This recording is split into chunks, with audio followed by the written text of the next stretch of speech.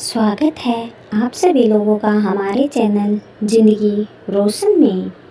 आइए इस वीडियो में हम कार्तिक मास महात्म्य कथा अध्याय 1 सुनते हैं। जय जय श्री कृष्णा, जय हो राधा रानी। मी सिमरू माता शारदा बेटे जीवे आए, कार्तिक मास की कथा लिखे कमल हर्षाए। नैमिषारण्य तीर्थ में श्री सूत जी ने 88,000 सनकादि ऋषियों से कहा, अब मैं आपको कार्तिक मास की कथा विस्तार पूर्वक सुनाता हूँ, जिसका श्रवण करने से मनुष्य के सभी पाप नष्ट हो जाते हैं और अंत समय में वैकुंठ धाम की प्राप्ति होती है। सूत जी ने कहा, श्री कृष्ण जी से अनुमति लेकर देव ऋषि नारद के चले जाने के पश्चात सत्यभामा प्रसन्न होकर भगवान कृष्ण से बोली, हे प्रभु, मैं धन्य हुई, मेरा जन्म सफल हुआ। मुझे जैसी त्रिलोक के सुंदरी के जन्मदाता भी धन्य है, जो आपकी 16,000 स्त्रियों के बीच में आपकी परम प्यारी पत्नी बनी। मैंने आपके साथ नारद जी को वह कल्प वृक्ष आदि पुरुष विधि पूर्वक दान में दिया, परंतु वही कल्प वृक्ष मेरे घर लहराया करता है। यह बात मृत्यु लोक में किसी स्त्री को ज्ञात नहीं है। हे त्रिलोकीनाथ, मैं आपसे कुछ पूछने की इच्छुक हूँ। आप मुझे कृपया कार्तिक महात्म्य की कथा विस्तार पूर्वक सुनाइए, जिसको सुनकर मेरा हित हो और जिसकी करने से कल्प पर्यंत भी आप मुझसे विमुख ना हो। सूत जी आगे बोले, सत्यभामा के ऐसे वचन सुनकर श्री कृष्ण ने हंसते हुए सत्यभामा का हाथ पकड़ा और अपने सेवकों को वहीं रुकने के लिए कहकर विलास युक्त अपनी पत्नी को कल्प वृक्ष के नीचे ले गए। फिर हंसकर बोले, हे प्रिय, 16,000 रानियों में से तुम मुझे प्राणों के समान प्यारी हो। तुम्हारे लिए मैंने इंद्र एवं देवता से विरोध किया था।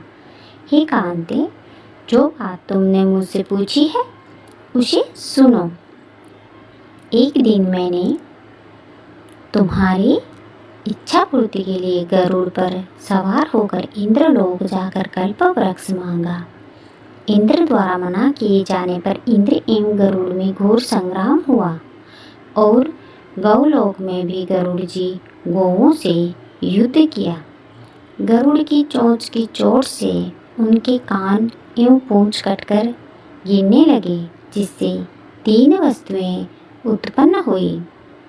कान से तंबाकू उत्पन्न हुआ, पूंछ से गोभी उत्पन्न हुई और रक्त से मेहंदी बनी। इन तीनों का प्रयोग करने वाले को मोक्ष नहीं मिलता। तब गौओं ने भी क्रोधित होकर गरुड़ पर वार किया, जिससे उनके 3 पंख टूटकर गिर गए। इनके पहले पंख से नीलकंठ, दूसरे से मोर, तीसरे से चकवाचक भी उत्पन्न हुए। हे प्रिय, इन तीनों का दर्शन करने मात्र से ही सुफल प्राप्त हो जाता है। यह सुनकर सत्यभामा ने कहा, हे प्रभु, कृपया मुझे मेरे पूर्व जन्मों के विषय में बताइए कि मैंने पूर्व जन्म में कौन कौन से दान, व्रत व जप नहीं किए हैं। मेरा स्वभाव कैसा था, मेरे जन्मदाता कौन थे और मुझे मृत्यु लोक में जन्म क्यों लेना पड़ा। मैंने ऐसा कौन सा पुण्य कर्म किया था जिससे मैं आपकी अर्धांगिनी हुई।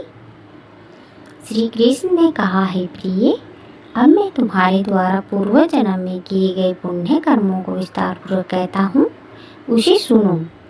पूर्व समय में सतयुग के अंत में मायापुरी में अत्रिगोत्र में वेद वेदांत का ज्ञाता देव शर्मा नामक एक ब्राह्मण निवास करता था।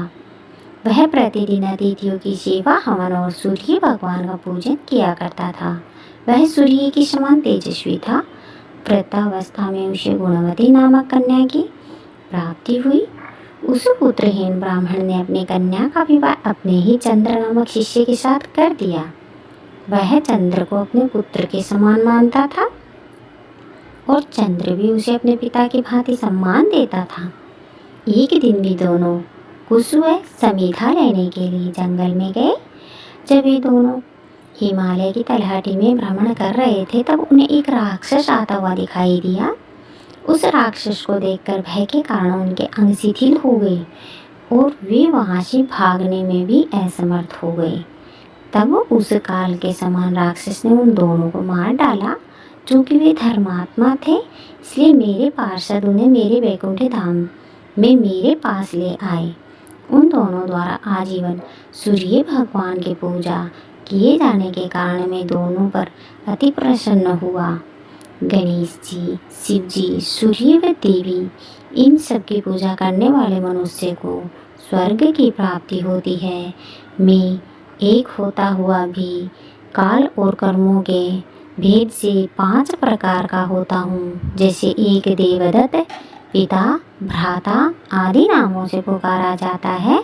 जब वे दोनों विमान पर आरूढ़ होकर सूर्य के समान तेजस्वी रूपवान चंदन की माला धारण किए हुए मेरे भवन में आए तो वे दिव्य भोगों को भोगने लगे। जय श्री कृष्णा, राधे राधे।